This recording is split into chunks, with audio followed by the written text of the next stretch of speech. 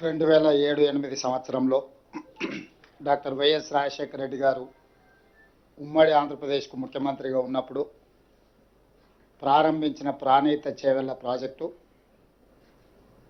ప్రత్యేక తెలంగాణ రాష్ట్రం వచ్చిన తర్వాత సంవత్సరంన్నర తర్వాత ప్రాజెక్టు రీడిజైనింగ్ల పేరు మీద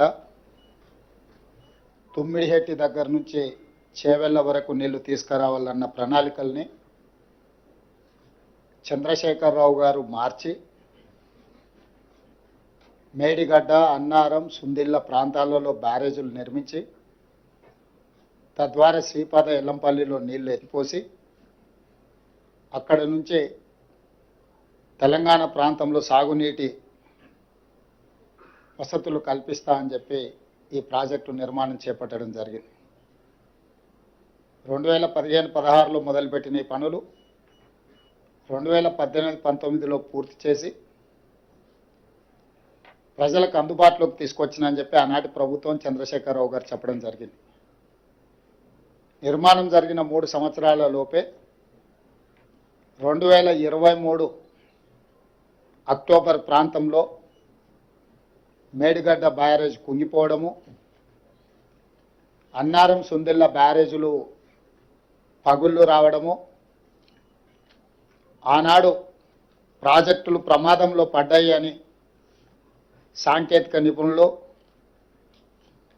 నేషనల్ డ్యామ్ సేఫ్టీ అథారిటీతో సహా కేంద్ర ప్రభుత్వ రంగ సంస్థలు గుర్తించి వాటి మీద విచారణ చేసి ఆ విచారణ సందర్భంగా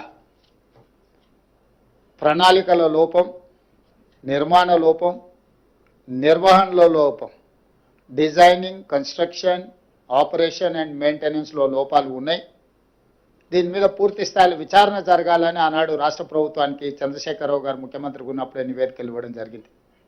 ఆ సందర్భంలో పిసిసి అధ్యక్షుడిగా నేను, శ్రీ రాహుల్ గాంధీ గారు మేడిగడ్డ బ్యారేజ్ను సందర్శించి మా కాంగ్రెస్ పార్టీ నాయకులు ఆనాడు బట్టి విక్రమార్క గారు, శ్రీధర్ బాబు గారు, ఉత్తమ్ కుమార్ రెడ్డి గారు ఈ ప్రాజెక్టులను పర్యటనలు చేపట్టి ఇందులో లోపభూయిష్టమైన నిర్ణయాలు, అవినీతి, ఆశ్రిత పక్షపాతము, నిర్లక్ష్య వైఖరి, ఎన్నో లోపాలతో కూడుకున్న నిర్ణయాల వల్ల ఈరోజు దాదాపుగా 1,00,000 కోట్ల రూపాయలు పెట్టి నిర్మించిన కాళేశ్వరం ప్రాజెక్టు పూర్తిగా కూలిపోవడం, దీని మీద విచారణకు ఆదేశిస్తాం ప్రభుత్వం అధికారంలోకి రాగానే అని చెప్పడం జరిగింది. ఎన్నికల మేనిఫెస్టోలో కూడా ఈ విషయం స్పష్టంగా జ్యుడిషియల్ ఎంక్వైరీ చేస్తామని ఆనాడు మేనిఫెస్టో కమిటీ చైర్మన్గా శ్రీధర్ బాబు గారి నేతృత్వంలో కాంగ్రెస్ పార్టీ తెలంగాణ ప్రజలకు మాట ఇవ్వడం జరిగింది. ఆ మాట ప్రకారము 14/3/2024 నాడు జ్యుడిషియల్ కమిషన్ ఎంక్వైరీ చైర్పర్సన్గా పిసి ఘోష్ వారు ఆంధ్రప్రదేశ్ ఉమ్మడి చీఫ్ జస్టిస్గా, సుప్రీంకోర్టు జడ్జిగా మొదటి లోక్పాల్కి వారే బాధ్యత వహించి ఈ దేశంలోనే న్యాయ నిపుణుడిగా, జ్యుడిషియల్ సిస్టంలో అపారమైన అనుభవం ఉన్న వ్యక్తిగా పేరు ఉన్న పిసి ఘోష్ గారిని ఈ కమిషన్ చైర్పర్సన్గా తెలంగాణ రాష్ట్ర ప్రభుత్వం నియమించింది. అక్కడి నుంచి దాదాపుగా 16 నెలలు ఘోష్ కమిషన్ నాటి మాజీ ముఖ్యమంత్రిని, సాగునీటి పారుదల శాఖ మంత్రిని, ఆర్థిక మంత్రిని, ఐఏఎస్ అధికారులను, ఇంజనీరింగ్ అధికారులను, నిర్మాణంలో పాల్గొన్న నిర్మాణ సంస్థల్ని, ప్రజా సంఘాలను, పాత్రికేయ మిత్రులను, ప్రజలు ఎవరైనా ఈ ఓపెన్ విచారణకి ఎవరైనా వచ్చి తమ అభిప్రాయాన్ని చెప్పొచ్చని అందరి నుంచి సమాచారాన్ని సేకరించిన సమాచారం ప్రకారం చంద్రశేఖరరావు గారిని, హరీష్ రావు గారిని, ఈటెల రాజేందర్ గారిని నోటీస్ ఇచ్చి పిలవడం ద్వారా వారిని ప్రశ్నించి వారి ప్రశ్నలకు వాళ్ళు వివరణ ఇచ్చుకోవడానికి, వాళ్ళు తీసుకున్న నిర్ణయాలకు గల కారణాలను, వారు అందించిన సమాచారాన్ని అన్నిటిని కూడా వారు విశ్లేషించడం జరిగింది. విశ్లేషించిన తర్వాత 16 నెలల తర్వాత మొన్న 31 తారీఖు నాడు 665 పేజీల సుదీర్ఘమైన నివేదికను తెలంగాణ రాష్ట్ర ప్రభుత్వానికి పీసీ ఘోష్ కమిషన్ అందించడం జరిగింది. ఆ నివేదికను పూర్తి స్థాయిలో విశ్లేషించి సంక్షిప్తంగా ఒక నివేదిక ఇవ్వడానికి irrigation secretary, law secretary, GID సెక్రటరీతో 3 అధికారులతో ఒక కమిటీని నియమించి ఆ కమిటీ నివేదికను మంత్రివర్గ సమావేశంలో మంత్రులందరూ కూడా వివరించడం జరిగింది. ఇదే కాకుండా 665 పేజీల కమిషన్ నివేదికను ఈరోజు మంత్రివర్గంలో ప్రవేశపెట్టి దాన్ని మంత్రివర్గ ఆమోదం కూడా చేయడం జరిగింది. వాటికి సంబంధించిన సమాచారాన్ని పూర్తి స్థాయిలో మీడియా మిత్రులకు చెప్పాలని మంత్రివర్గ సహచరులందరితోని పత్రికా సమావేశాన్ని ఏర్పాటు చేసి అందులో ఉన్న ప్రధానమైన అంశాలను అన్నిటిని కూడా సాగునీటి పారుదల శాఖ మంత్రివర్యులు ఉత్తమ్ కుమార్ రెడ్డి గారు మీకు సుదీర్ఘంగా వివరించారు. అదేవిధంగా ఆర్థిక మంత్రి, ఉప ముఖ్యమంత్రి భట్టి విక్రమార్క గారు అందులో ఉన్న చాలా విషయాలను మీకు తెలియజేయడానికి ప్రయత్నం చేసింది. వీటి నేపథ్యంలో ఊరు మార్చి, పేరు మార్చి, అంచనాలు మార్చి, అవినీతికి పాల్పడి అక్రమాలకు పునాదులు వేసి నిర్మించిన కాళేశ్వరం ప్రాజెక్టు ఈరోజు కూలిపోయింది. స్పష్టంగా కమిషన్ ఇందులో ఈ వివరాలన్నిటినీ పొందుపరిచింది. దానికి సంబంధించిన ప్రజాప్రతినిధులు, ఐఏఎస్ అధికారులు, ఇంజనీరింగ్ నిపుణులు, నిర్మాణ సంస్థలకు సంబంధించి పూర్తి వివరాలను విశ్లేషణాత్మకంగా వారు రిపోర్ట్ ఇవ్వడం జరిగింది.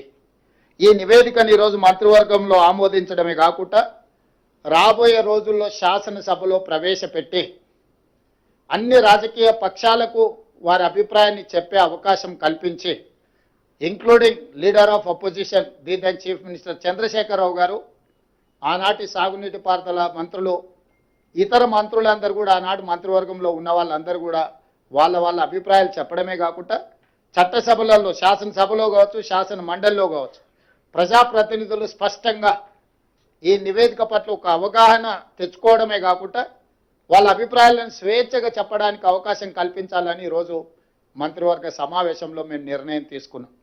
అందుకే ఈ 665 పేజీల నివేదికను తొందరలోనే శాసనసభ, శాసన మండలి సమావేశాలను ఏర్పాటు చేసి అక్కడ ఈ నివేదికను ప్రవేశపెట్టి అందరి అభిప్రాయాలు పరిగణలోకి తీసుకున్న తర్వాత భవిష్యత్ కార్యాచరణను, కమిషన్ సూచించిన సూచనలను అమలు చేయడానికి ప్రభుత్వం ముందుకు వెళ్తుంది. ఎవరది? అవునా, న్యాచురల్ కదా, వాళ్ళు అదే విధంగా మాట్లాడతారు కదా, వేరే రకంగా ఎందుకు మాట్లాడతారు? ఒకవేళ అదే అయితే ఆ కమిషన్ ముందుకెళ్ళి వాళ్ళు ఎందుకు సమాచారం ఇచ్చిండ్రు, వాళ్ళు ఎందుకు వాదనలు వినిపించిండ్రు? తమకు అనుకూలంగా ఉంటే ఒక రకంగా, తమ తప్పులను ప్రశ్నిస్తే ఇంకొక రకంగా మాట్లాడడం అనేది మొదటి నుంచి వాళ్ళకున్న అలవాటు. ఈరోజు మేము కమిషన్ని వాళ్ళు తప్పుపడుతుండ్రు. ఇంతకుముందు భట్టి విక్రమార్క గారు స్పష్టంగా చెప్పారు, ఇది ఒక రాజకీయ పార్టీ నివేదికను, రాష్ట్ర ప్రభుత్వ నివేదిక కాదు, independent judicial enquiry report headed by Pinaki Chandra Ghosh, imminent personality. He headed as a Supreme Court judge, Lokpal chairperson. ఇలాంటి ప్రధానమైన బాధ్యతలు నిర్వహించిన వ్యక్తి 16 నెలలు అందరికి అవకాశం ఇచ్చి వాళ్ళు చెప్పుకోవడానికి అందరికీ సమానమైన అవకాశాలు కల్పించి ఈరోజు నివేదిక ఇచ్చిండు. కాబట్టి ఆ నివేదిక మీద ఇంకా ఎవరు ఏ రకంగా మాట్లాడతారు, ఏ రకంగా విశ్లేషణ ఇస్తారు అనేది వాళ్ళ విజ్ఞతకే నేను వదిలేస్తున్నా. మరి వాళ్ళ ఫాదర్ని అడగాలి, ఎందుకనంటే ఎవరికి ఏం మంచి పెట్టిండో వాళ్ళ ఫాదర్కి తెలుసు కదా. లేకపోతే వారే వెళ్ళి ఘోష్ గారికి నివేదిక ఇచ్చేది ఉండే, ఇంకో ఇందులో మా ఫాదర్తో వీళ్ళందరూ కుమ్ముక్కై ఉన్నారు, మా బావ హరీష్ రావు గారు వీళ్ళతో కమిషన్లు పొందిండు, వీళ్ళందరూ తోడు దొంగలు గూడు పుటాన్ని చేసిందని కవిత గారు ఘోష్ కమిటీకి ఒక కంప్లైంట్ ఇచ్చినుంటే ఖచ్చితంగా పిలిచి ఉండేవాళ్ళు. ఇప్పుడు కమిషన్ నివేదిక ఇచ్చిన తర్వాత ఎవరిని ప్రశ్నిస్తుంది? ఒకవేళ ఘోష్ గారిని ప్రశ్నించాలంటే వారు కలకత్తాలో ఉంటారు, కవిత గారు కలకత్తాకి వెళ్ళి ప్రశ్నలు వేయవచ్చు. ఉన్నది. ఈరోజు ఇప్పుడు రాహుల్ దీనికి కన్ఫైన్ అవుదాం.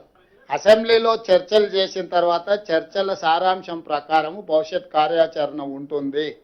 మీకు స్పష్టంగా చెప్పడం కోసమే మీ ఊహాజనితమైన కథనాలకు కానీ ఊహాజనితమైన ప్రశ్నలకు తావు లేకుండా ఉండడానికే కమిషన్ రిపోర్ట్ ఇచ్చిన 4 రోజుల్లోనే మంత్రివర్గ సమావేశాన్ని ఏర్పాటు చేసి మంత్రివర్గ సమావేశం ఆ నివేదికను ఆమోదించి ఆ నివేదికలో ఉన్న సారాంశాన్ని నిక్షిప్తంగా మీడియా మిత్రులకు అందరూ కూడా కంప్లీట్గా ఇన్ డీటెయిల్ ఒక పవర్ పాయింట్ ప్రజెంటేషన్ ద్వారా మీకు వివరించడం జరిగింది.